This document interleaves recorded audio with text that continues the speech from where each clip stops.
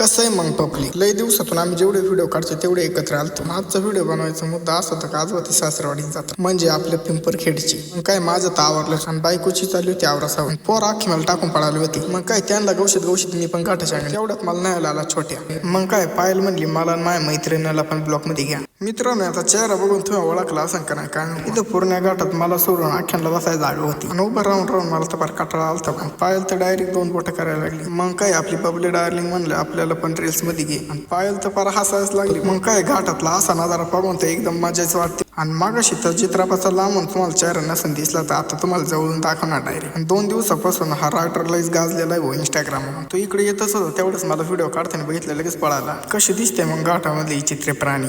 थोडं मोर आल्यानंतर तर आपले दाजीन ते पण दिसले. मग काय मेन पाहिलं छोटे बाबले आम्ही चाललो होतो फोटोशूट साठी घरी. मित्रांनो घाटामध्ये जेवढ्यांनी पण व्हिडिओ बघितले तेवढ्याने कमेंट मध्ये मी म्हणून टाक. मित्रांनो याला म्हणते कुदनीवाला जानवर.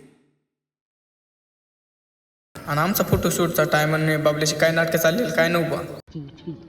ये देखो ना जी सजनी बड़ा प्यारा ये रूप है तेरा गजरे की खुशबू. मग काय फोटोशूट झालो गेलो जत्रा डाय. चला मग जत्रा दाखवते तुम्हाला. आम्ही हिंडत होतो कॅमेरा गावशी. शेवटी आम्हाला कॅमेऱ्याचं दुकान गाव असले. मग काय पायल बांगडा पास तोडता आपला गणीबाई पण आला. मग काय जत्रात आपल्याला आदिवासी युवा संघटनाचे अध्यक्ष गणेश दादाभाऊ बर्डे भेटले. काय त्यांच्या संग त्यांचा मेवना पण आला होता मयूर आपला. आणि त्याचे कॅमेरा फिरवतो तो फार पूर्ण लाजत होता. भेटून झाल्याच्या नंतर आम्ही लागलो दुकानात. काय ह्या पण दुकानात पटलं नाही तर दुसऱ्या दुकानात गेलो. मित्रांनो आपला ब्लॉग आवडला असेल तर आपल्या आयडीला फॉलो पण करून जा आणि व्हिडिओ शेअर करायला विसरू नका.